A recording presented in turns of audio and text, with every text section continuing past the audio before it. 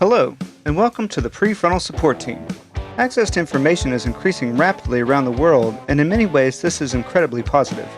It's removing a huge gap in who can access things like education, and it's allowing people to be more connected outside of a smaller community.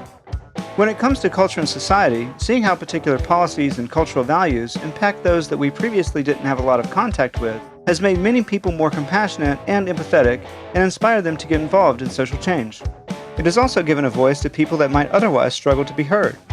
Unfortunately, the ease of connectivity can also have a downside. It can also leave us feeling depressed and inadequate or more polarized in our communities.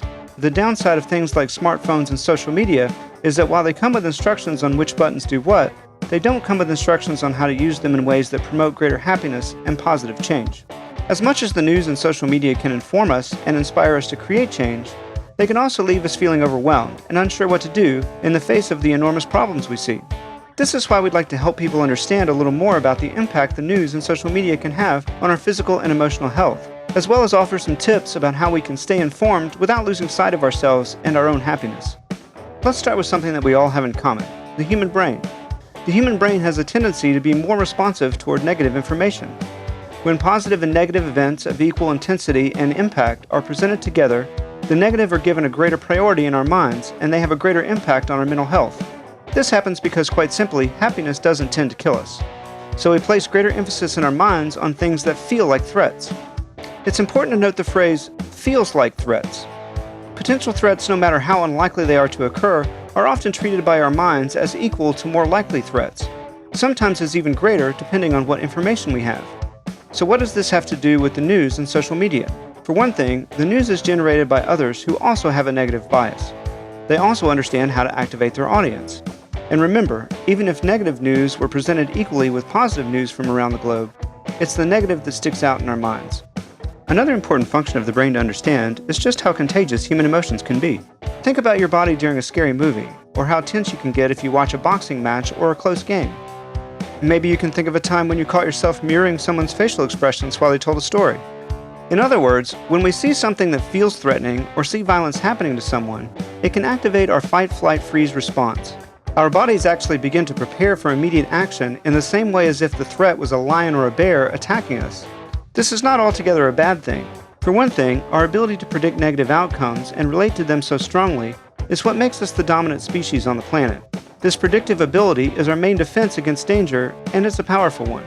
But it's important to be aware that if we are constantly mad and frustrated or overwhelmed, our bodies remain in a heightened state, and they begin to read this as the new normal.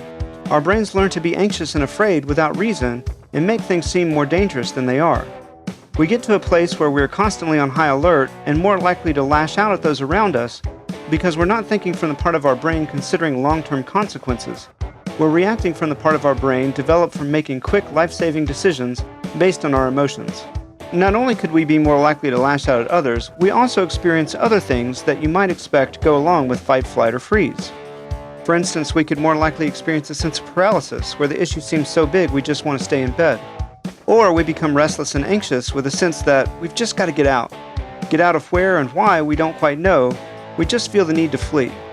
The longer we maintain a state of constant or very regular agitation, the more likely we are to view the world as unsympathetic, malicious, and frightening.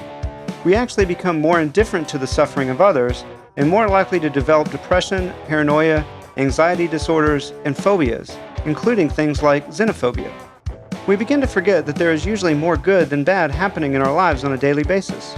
Certainly that's not true for everyone at all times, and it's not to say we don't all face significant challenges in our lives, some more than others, but globally speaking, there is more kindness, love, and compassion consistently happening in the world than there is malice, murder, and destruction. In some of our other videos, we'll talk more in depth about how we can take a role in creating positive social change in a way that is enjoyable, sustainable, and well suited to your time and talents. We'll also talk about how we can take care of ourselves and be happy without feeling like we need to bury our heads in the sand and ignore the social issues around us. For now, we'd like to offer these quick tips.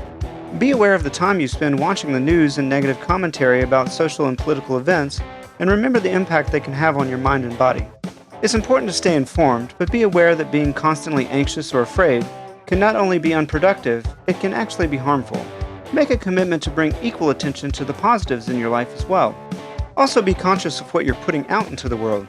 It's easy to see something upsetting and react emotionally and immediately. A downside of social media is that it's easy to react emotionally in a way that is also very public.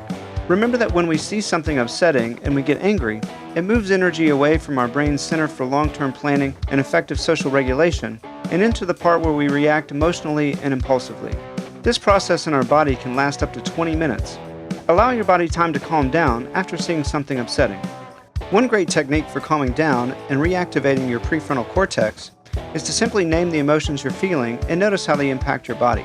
For instance, sad, heavy feeling, angry, tight arms and legs, scared, pit in my stomach, and so on. Once you're calm again, you'll be able to address the issue in a way that's more likely to bring about productive conversation or a better plan for change. You can also use social media platforms for building others up. Notice the good you see around you and point it out. Thank the people around you that make your life good and showcase some of the beauty you see. We may have an instinct to prioritize negative information, but positive emotions like joy and happiness are also contagious. Expressing encouragement and gratitude can go a long way towards improving your life and the lives of those around you. Until next time, if you like this video, please like, share, and subscribe. For more information on how to start your own action plan for social change, try checking out our video on the GROW method. Also, if you have any questions or things you would like us to address in future videos, let us know in the comments section below. And be sure to tell us what works for you.